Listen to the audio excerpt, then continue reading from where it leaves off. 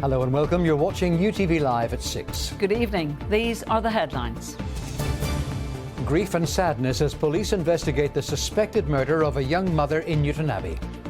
The whole community is in shock. It's absolutely tragic circumstances, the death of a young woman. Evidence against Soldier F, accused of the murder of 2 men on Bloody Sunday, is fundamentally inconsistent, a court is told. And racist crimes hit a record high as the police say they will take a zero-tolerance approach to any form of hate. Also tonight. It's a huge night for Northern Ireland football as Michael O'Neill's side welcome 4-time World Cup winners Germany. I have all the build-up from Windsor Park.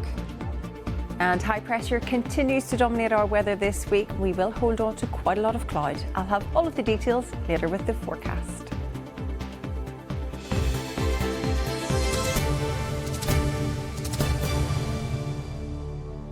Tonight, a man in his 40s is being questioned on suspicion of murdering a young woman in County Antrim. The woman, who's believed to have been in her 20s, was a mother of 2. She was found dead in her home yesterday evening. Our crime and security correspondent, Sharon O'Neill, has spent the day in Newtonabbey. Devastation and broken hearts. This flat, the scene of a suspected murder. The victim, another young woman. This time, in Newtonabbey, the mother of 2, totally devoted to her little family, has been described as the nicest wee girl. She was found dead in her flat on Sunday, here in Old Mill Drive, as families got the kids ready for bed and the beginning of a new week. The alarm was raised shortly after 8 last night, and this normally quiet cul-de-sac was soon filled with police and forensics, and word soon spread about the loss of a young mother in her own home. Police continue to treat her death as suspicious, but have arrested a man in his 40s on suspicion of murder. The whole community is in shock.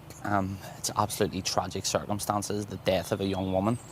I'm really saddened to hear it, and my thoughts are with the entire family and friend group at this awful time. I was so shocked to hear it last night myself. A phone call from a few friends and members of the community. I know that this woman is a young mother of 2, so just what you've described there, getting the kids ready for school and everything else, I'm sure she would have been doing the same yesterday. So it's really, really awful news, and my heart goes out to everyone involved.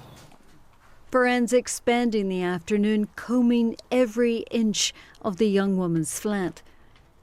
Police returning to Old Mill Drive too, searching everywhere they can.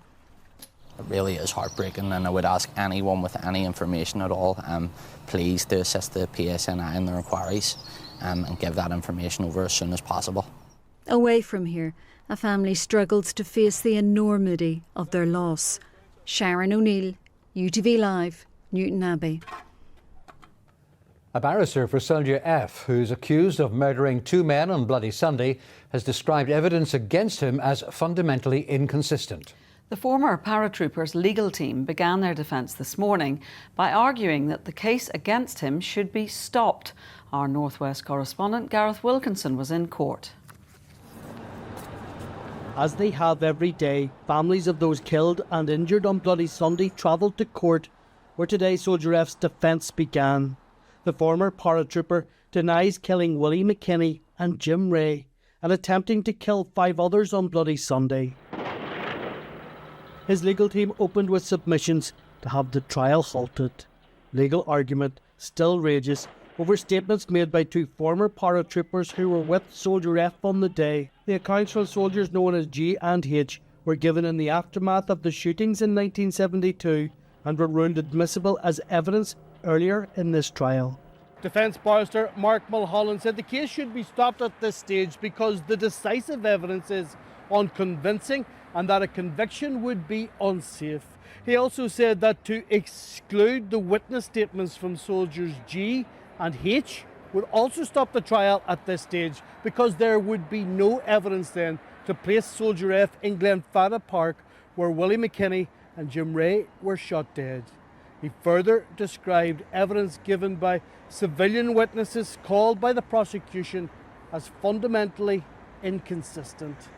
He said the prosecution case that Soldier G entered Glenfadda Park first, followed by Soldier F, and that they fired simultaneously is undermined by civilian evidence, and argued there is overwhelming evidence of a lone soldier that shatters any suggestion of joint enterprise. Families left this afternoon but are expected to return tomorrow as the defence continues with its submission. Gareth Wilkinson, UTV Live, Belfast Crown Court. There were 2,300 hate crimes reported to the police in the last year. Crimes with a racist motivation saw the largest increase, but a smaller increase was also reported in sectarian-related crimes. Sarah Clark reports. Suleiman Abdullahi is the founder of a charity here on Botanic Avenue in South Belfast, which has been supporting refugee and asylum seekers here for the last 15 years.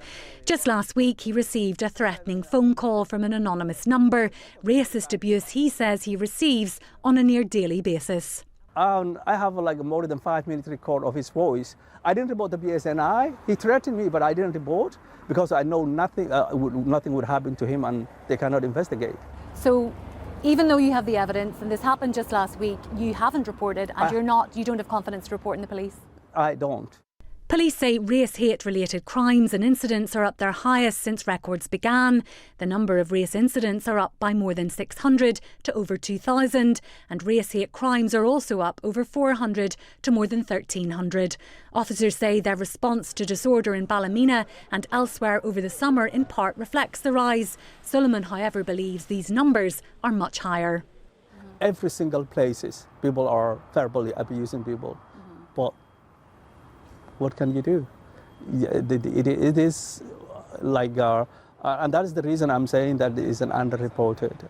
I am really disappointed and I'm sorry that he is experiencing this. Nobody, regardless of where they're from, living and working in this country should have to tolerate that in any way. As the Chief Constable has said on many occasions, I would echo his words and just say it is completely unacceptable and we will not tolerate it. Race hate has overtaken other types of hate crime, including sectarian-motivated crime, but there was a small increase in those. This recent vandalism of an Irish language street sign in East Belfast was raised in the Assembly earlier. It's one of the most petty and childish acts that a person can undertake. If you can't drive past a sign that you don't like without feeling the need to take an angle grinder to it or a bucket of paint to it, I think you need to have a long, hard look at yourself. But I won't be providing any assurance in this chamber as to how the PSNI will prioritise investigations, because, as you will be well aware, it is a matter for the Chief Constable to direct the resources of the PSNI, not for me as Minister.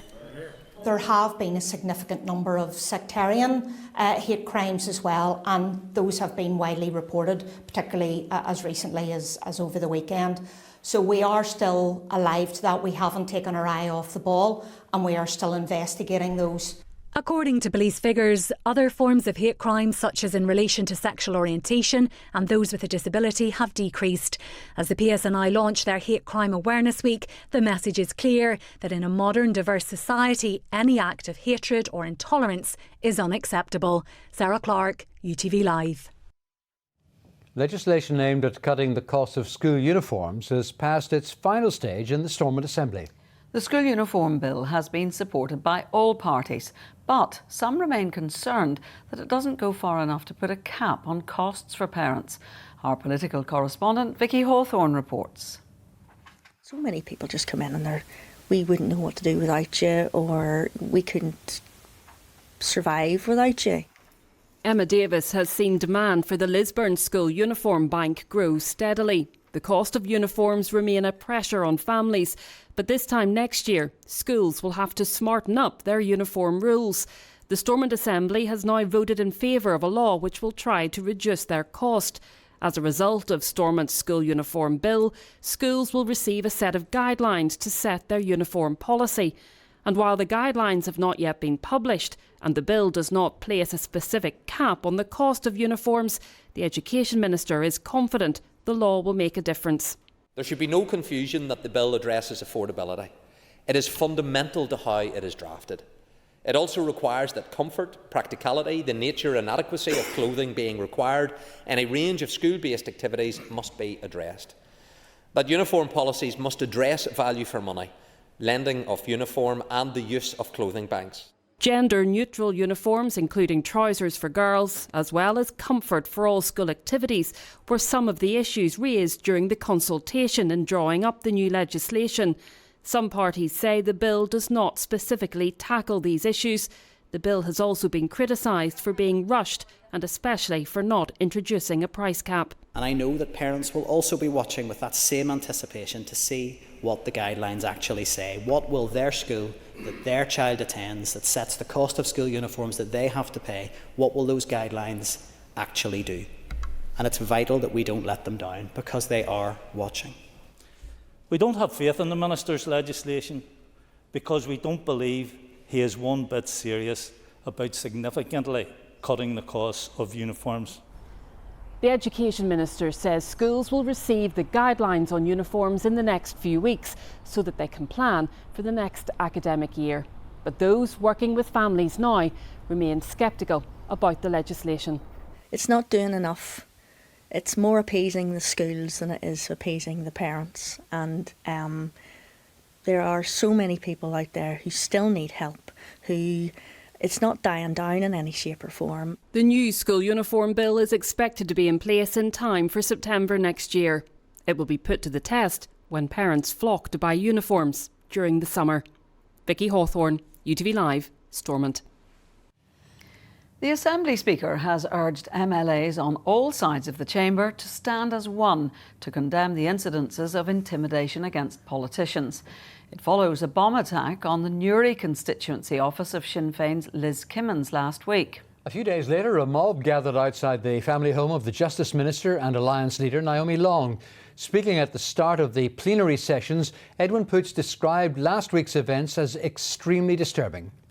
This Assembly was established on the principle that whatever differences we have, and we have plenty of them, we express them through the democratic process, that is this chamber.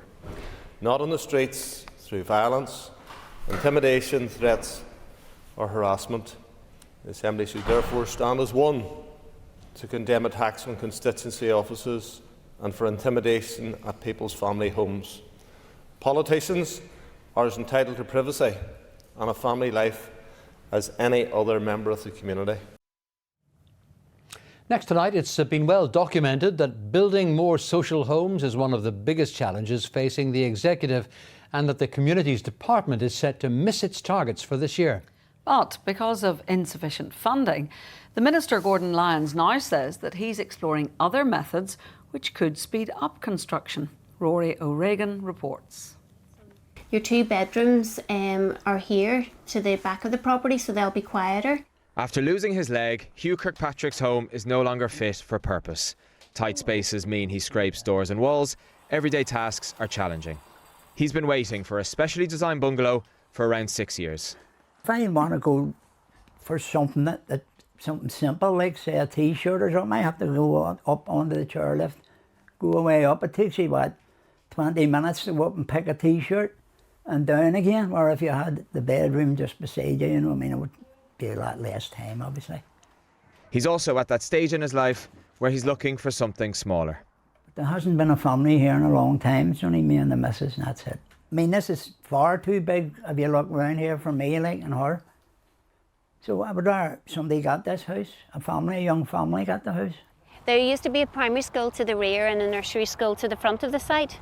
What's now overgrown and empty was once Grove Primary School in North Belfast. There are plans to build 31 social homes here for more than 110 people, including Hugh. But Grove Community Housing Association has owned the land since 2019, and there are still no shovels in the ground. It's been extremely stressful for particularly the 2 families with disabilities, waiting on the new homes. As the years go past, disabilities become worse, and the risks within the home become worse as well, the risks of falls. Projects like this can be slow to get off the ground in Northern Ireland. Since the beginning of the financial year in April, work has started on around 41 social homes. The objective is 2,000 for the year. The pace should pick up though, and it's hoped 1,200 will be started in total. But that's still only 60% of the target. Thank you. It's been less than a year since the Communities Minister launched ambitious plans to build 33,000 social homes by 2039. While limited finances remain the biggest challenge to achieving that goal, other methods are now being explored to boost construction. We need the subsidy to build more social homes, and if we can't get that in form of a cash subsidy from my executive colleagues, I'm going to be asking them, well, can you give me land? That will help reduce the cost of social housing, and I'm looking at that now with a view to bringing that proposal to the executive very shortly. I'm going to leave no stone unturned in trying to solve this issue. It's one of the most significant and pressing issues that we face. The housing sector could be set for a boost in the coming weeks when the Department of Finance is expected to bring forward a multi-year budget for consideration. Importantly, that should include a 4-year allocation for capital spending. That certainty could mean that instead of wildflowers flourishing here, it'll be people's lives. Rory O'Regan, UTV Live, North Belfast. Time now on the programme to look at the headlines making tonight's ITV news at 6:30. And here's Mary Nightingale. Coming up on the programme, moments of joy and relief as the last surviving Israeli hostages are released and reunited with their families. In return, Israel begins to free hundreds of Palestinian prisoners and detainees. And the man behind the deal flies into Israel. Donald Trump hails an historic dawn of a new Middle East. And here, why more than 1 million drivers could be in line for a payout over claims that car makers cheated diesel emission tests. Would you join me for those stories and more at 6:30? Now, it's time for sport. And guess where Ruth is? Well, that's an easy one. She's at Windsor Park ahead of tonight's big game.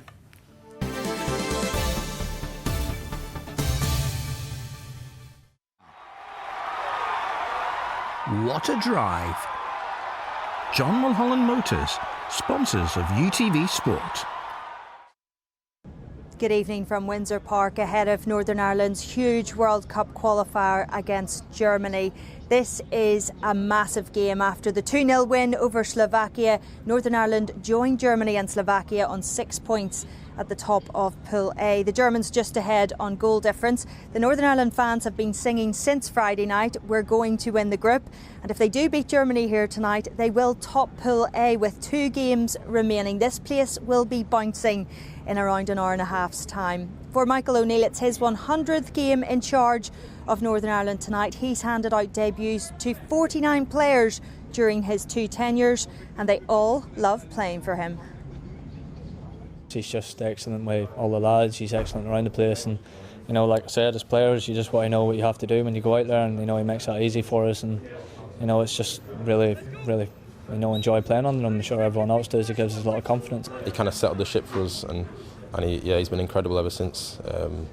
You know, he's dealt with a very young group, so he's done that very well, and massive congratulations to him. A fresh-faced Michael O'Neill had plenty to smile about when he took over as Northern Ireland manager in 2011, but there were plenty of sombre days ahead. It took O'Neill 10 games to get a first win. That was against Fabio Capello's Russia, and it remains one of his best memories over his 2 tenures. At that point I thought I might never win a match as an international manager, so yeah, it was a great start for us to be able to do that. I don't really look back and say that they're the highlights of my career. I'm not really that kind of person that I'm looking for highlights. I'm just looking for progression. And we have an opportunity to put ourselves in a really strong position in the group, but it's a big ask. As he hits 100 games in charge tonight, he joins Billy Bingham as the only other Centurion manager. Like, he put a lot of faith in me, giving me my international debut at 18 years of age. I'd only been in the professional game at the time for maybe 3-4 months at Newcastle at that time in my career. So it's nice, and maybe, you know, the fact that he put that faith in me has maybe influenced me to put faith in young players as well. Tonight will be O'Neill's 7th time taking on Germany. His best result was a 1-0 defeat at the Euros in 2016. We've looked at Germany in great depth, you know, and we know that, you know, when they're good, they're very good, but we also believe there's areas we can hurt them. And you know, the team will be well prepared to hopefully do that. Although O'Neill will have the last words with the players before they face the 4-time world champions, there will be one more motivated. Michael and the team yesterday, what did they say to you? Michael actually said to me I'd be the last team talk, you know, singing the anthem. So yeah, no pressure at all. But what I can say is everybody's buzzing. They had an amazing result a few days ago. They're an incredible team. So let's go out there and give it our all. Everyone here is buzzing too, but the Republic of Ireland's World Cup qualifying hopes hang by a thread. We worked so hard to be in that position, to have a point against Portugal. Would have changed the mood to have a point. But listen, we've all been there before. We know what to do. We need to switch our focus to Armenia and leave everything else behind. We can take some of the positives from that match. In Gaelic Games, Naomh Conal won the Donegal Championship, and the Antrim Championship was won by Dunloy for the first time since 1936. Daniel Duffy was at Corrigan Park for us. Corrigan were on the hunt for a fourth Antrim football title in a row. The last time Dunloy were champions, Charlie Chaplin was in the cinema and Jesse Owens won 4 medals at the 1936 Olympics. Anthony McQuillan's side flew out of the traps early on, but Corrigan had a chance of a goal from the penalty spot, though Tomas McCann fired wide. Dunloy responded with pace and precision, Luke McFerrin finding the back of the net. A slice of luck and a deflection ensured Corrigan would trail Dunloy by 2 points at the break. The Cuchullans lost the Antrim hurling semi-final last weekend, and their dual players were going to make sure they didn't suffer more heartache. And it was the tale of two brothers. Firstly, Nigel Elliott found the back of the net before younger brother Shan dispatched a penalty. The long wait for Dunloy's footballers finally over. The class of 2025 are history makers.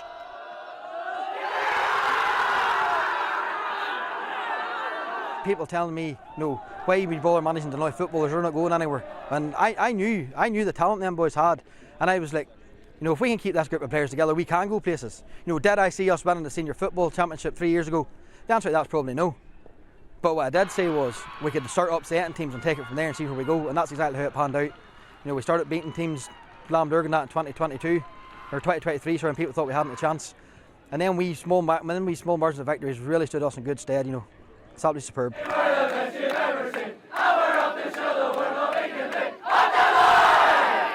That's mental, absolutely mental.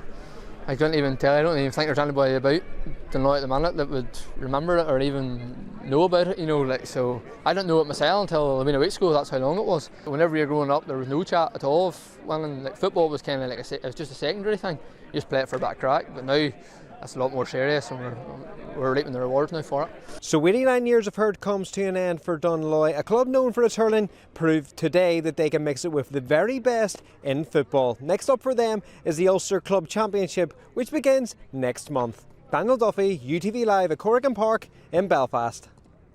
Ulster Rugby head coach Richie Murphy said he was blown away by his side's performance as they beat the Bulls 28-7 at the Affidea Stadium on Saturday night. New South African signing Jarno Augustus marked his debut with a try. The Sharks and Lions are up next for Ulster in South Africa. It was good. It felt good. It was, I think, one of the easiest tries I scored because the line was just there and I just had to put the ball down. But I'm happy that I can help the team just going forward, and the try was a bonus, so I'm happy. And we just wanted to go out there and attack them and just put our game on them, and it worked tonight, so we just need to keep going. In golf, Rory McIlroy has landed to a hero's welcome in India. He'll compete there for the first time this week alongside Shane Lowry. Meanwhile, Tom McKibben had a strong finish at the Spanish Open. A birdie at the last secured a final round of 69 to finish on 12 under par, 3 shots off the lead. What a smile. Jonathan Ray's quest to end his career on a podium will go into the final weekend in Jerez this week. He finished 6th and 9th in Estoril over the weekend. Finally, congratulations to Glentoran, who lifted the Women's Premiership title yesterday with a dramatic end. A 1-0 victory over their big rivals. Cliftonville saw them clinch the league title. More drama expected here tonight as Northern Ireland welcome former 4-time world champions Germany. If they beat them, they could top Pool A in World Cup qualifying with 2 games remaining. The last time Northern Ireland beat former world champions was England 20 years ago, and we all remember what happened that night. Bye for now. What a drive! John Mulholland Motors, sponsors of UTV Sport.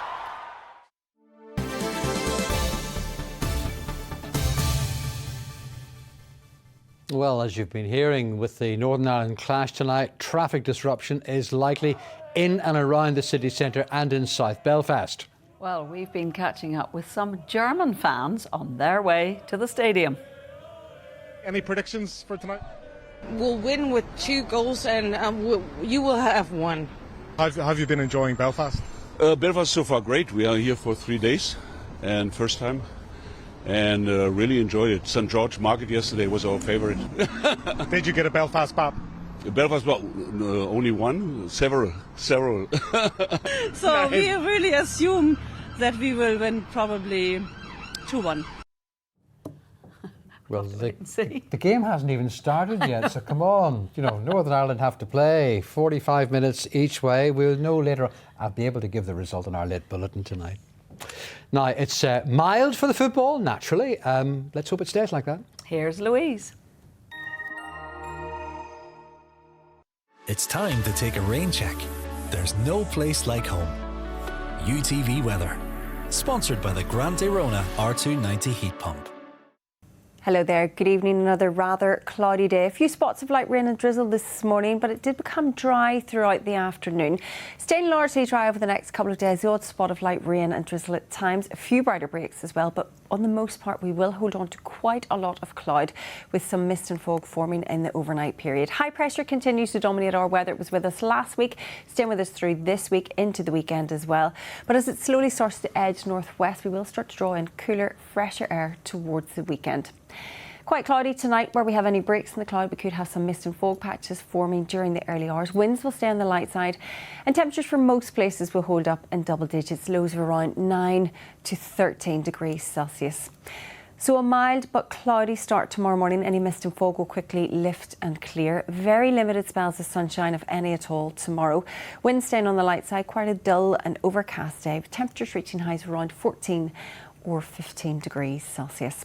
Across the rest of Ireland, it's a largely dry day, quite cloudy, a few brighter breaks towards the southeast. Wind staying on the light side and temperatures reaching highs of 15 or 16 degrees Celsius. So feeling quite pleasant in any of those brighter breaks. Looking ahead then, for the next couple of days, plenty of cloud on the way, largely dry for the most part, 1 or 2 spots of drizzle here and there. Feeling slightly fresher, temperatures trending down there through the middle part of the week into the weekend, but we do have some mild nights in the forecast, which should stay frost-free with some mist and fog patches forming during the early hours. That is the very latest. Have a lovely evening. Bye-bye. UTV Weather, sponsored by the Grande Rona R290 heat pump. Now, before we go this evening, UTV has a new podcast in Going the Extra Mile. Carol Jordan, our colleague, speaks to people who put others first. And the first episode is already available wherever you get your podcasts. In our communities, we all know people who go above and beyond to help others without needing financial reward or recognition. Whether it's spending time raising awareness of an issue, helping those less fortunate, or working to improve their neighbourhoods, there are people amongst us who are selfless enough to go the extra mile. Join me, Carol Jordan, for our new podcast on ITVX or wherever you get your podcasts.